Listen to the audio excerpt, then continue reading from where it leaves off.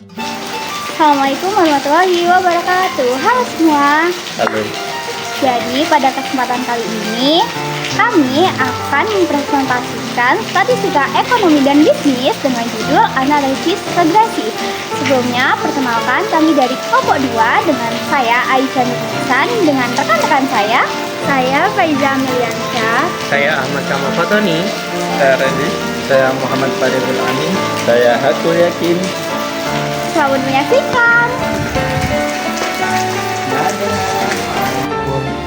Baik teman-teman, kami akan menjelaskan tentang analisis regresi. Analisis regresi adalah mode statistik untuk mengeksplorasi hubungan antara variabel dan meramalkan nilai suatu variabel. Diperkenalkan oleh Sir Francis Galton pada tahun 1885. Analisis ini bertujuan memahami hubungan antara variabel bebas dan tak bebas. Dalam analisis regresi dibagi menjadi dua, analisis regresi sederhana dan analisis regresi ganda. Model regresi linear sederhana digunakan untuk satu variabel bebas, sedangkan model regresi linear berganda digunakan untuk lebih dari satu. Manfaatnya untuk mengukur kekuatan hubungan antara variabel, menentukan pengaruh variabel prediktor, dan melakukan prediksi. Dalam analisis regresi ini, kami menggunakan perangkat lunak seperti Minitab 19 untuk memudahkan penerapan analisis regresi dengan fitur visualisasi dan data interpretasi hasil yang jelas, meningkatkan kualitas penelitian dan mengambil keputusan. Pada penelitian kami terdapat rumusan masalah yang menjadi fokus penelitian ini. Yang pertama, adakah pengaruh kadar vitamin dalam pakan terhadap berat ikan nila yang dipelihara? Pertanyaan tersebut bertujuan untuk mengetahui apakah ada hubungan signifikan antara hubungan vitamin yang diberikan dalam pakan dengan pertumbuhan berat ikan nila. Yang kedua, seberapa besar kontribusi kadar vitamin di dalam pakan terhadap variasi berat ikan nila, yang dimana kita ingin mengukur seberapa besar peran kadar vitamin yang terdapat pada pakan dalam hal mempengaruhi variasi berat ikan nila yang dihasilkan. Dengan rumusan masalah tersebut, penelitian ini memiliki dua tujuan utama. Yang pertama, untuk menganalisis pengaruh kadar vitamin dalam pakan terhadap berat ikan nila yang dipelihara. Yang kedua, untuk menentukan kontribusi kadar vitamin dalam pakan terhadap variasi ikan nila berdasarkan hasil analisis regresi. Jadi, pada kali ini saya akan menjelaskan tata cara penggunaan Minitab 19 untuk menganalisis regresi linear sederhana. Jadi, pada contoh kasus 1, seorang peternak ikan nila ingin mengetahui pengaruh kadar vitamin dalam pakan terhadap berat ikan nila yang dipelihara.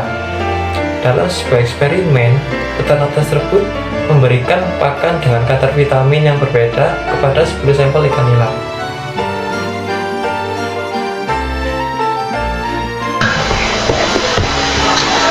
Baik, langkah yang pertama, kami akan memasukkan data penelitian ke dalam aplikasi Excel. Kemudian, copy paste ke dalam aplikasi Minitab 19. Selanjutnya, untuk mencari nilai regresi, kita klik Start. Kemudian pilih Regression.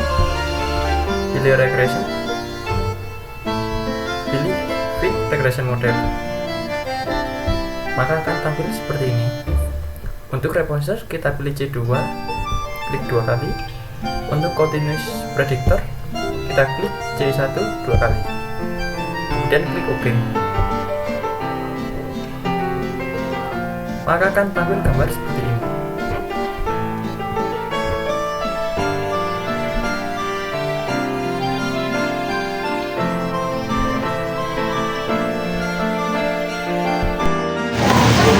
Dari perhitungan menggunakan Minitab 19 dapat diketahui bahwa F-value bernilai 1872,90. Sedangkan F-tabel dihasilkan dari tabel distribusi F dengan alfa sebesar 0,05 sehingga F-tabelnya bernilai 5,317. Sehingga karena F hitung lebih besar dari F tabel, maka H0 ditolak. Sehingga variabel prediktor berpengaruh terhadap pertumbuhan berat ikan nila. Selanjutnya yaitu uji parsial atau yang biasa disebut dengan uji T. Uji parsial ini bertujuan untuk menguji hipotesis bahwa koefisien regresi dari satu variabel independen sama dengan 0. Uji ini digunakan untuk mengetahui apakah variabel independen memiliki pengaruh yang signifikan terhadap variabel dependen ketika variabel lain dianggap konstan. Sehingga hipotesis yang digunakan yaitu H0 dibandingkan dengan B1, beta 1 sama dengan 0. H1 dibandingkan beta 1 tidak sama dengan 0. Dari hasil perhitungan menggunakan Minitab 19 diketahui T hitungnya yaitu 43,28. Sedangkan T tabel yang dilihat dari tabel distribusi T dengan alfa bernilai sebesar 0,05 yaitu 2,306. T value dari hasil perhitungan menggunakan Minitab 19 adalah 0,00. Sedangkan alfa bernilai sebesar 0,05 sehingga T hitung lebih besar daripada T tabel, maka H0 ditolak. Jadi dapat disimpulkan bahwa kadar vitamin berpengaruh terhadap pertumbuhan ikan nila. Dari hasil perhitungan tadi dapat kita simpulkan bahwa model yang diperoleh yaitu Y1 sama dengan 128,26 plus 20,410 XI plus E dapat disimpulkan rata-rata persentase berat ikan nila jika kadar vitamin yang diberikan 0 adalah 128,26 dan setiap penambahan 1 mg kadar vitamin akan meningkatkan berat ikan nila sebesar 20,410 kg. Jadi, pada kali ini saya akan menjelaskan tata cara penggunaan Minitab 19 untuk menganalisis regresi Linier berganda. Jadi, pada contoh kasus 2, seorang peneliti bernama Dr. Herdina sedang melakukan penelitian tentang pengaruh suplemen vitamin terhadap pertumbuhan ikan nila. Dalam penelitiannya, Dr. Herdina ingin mengetahui seberapa besar pengaruh dua jenis vitamin, yaitu vitamin A dan vitamin B terhadap berat ikan nila. Berikut langkah dan penyelesaiannya. Langkah pertama, kita akan membuat data sesuai penelitian di aplikasi Microsoft Excel.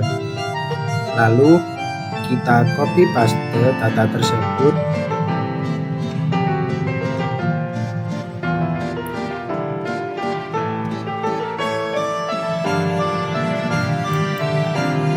dan kita tempel di aplikasi Minitab 19. Langkah selanjutnya, kita akan memilih menu Start, Regression, pilih Regression lagi, terus Fit Regression Model. Nanti hasilnya akan seperti ini. Pada kolom Responses, kita pilih berat ikan nila C1, klik 2 kali. Setelah itu, pada Continuous Predictor, kita pilih vitamin A C2, ketik 2 kali. Setelah itu C3, ketik 2 kali. Setelah itu klik OK. Maka hasilnya akan muncul seperti pada gambar ini.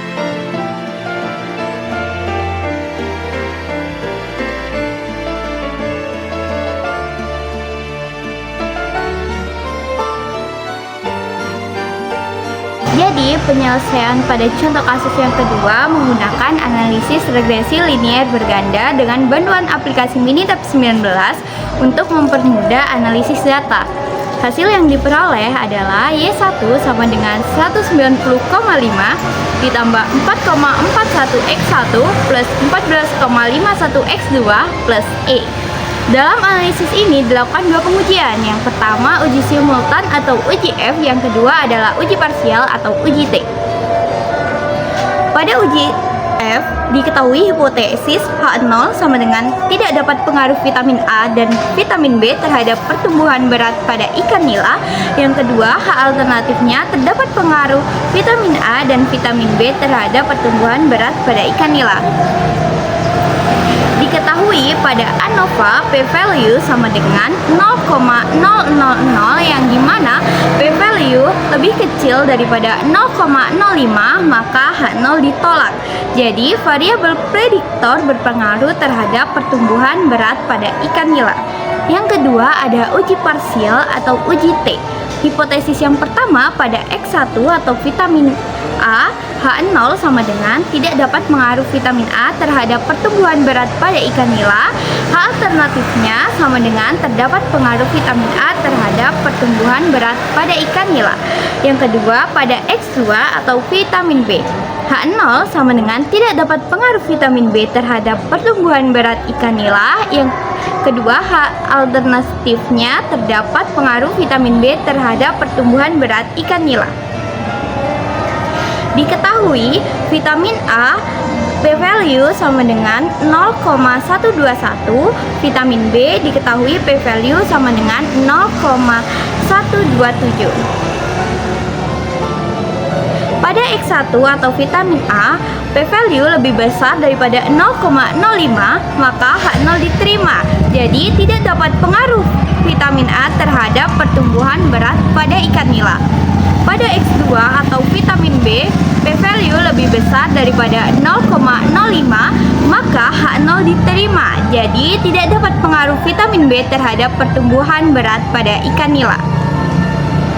Kesimpulannya, yang pertama, rata-rata persentase berat ikan nila jika kadar vitamin A dan vitamin B yang diberikan 0 adalah 190,5 gram.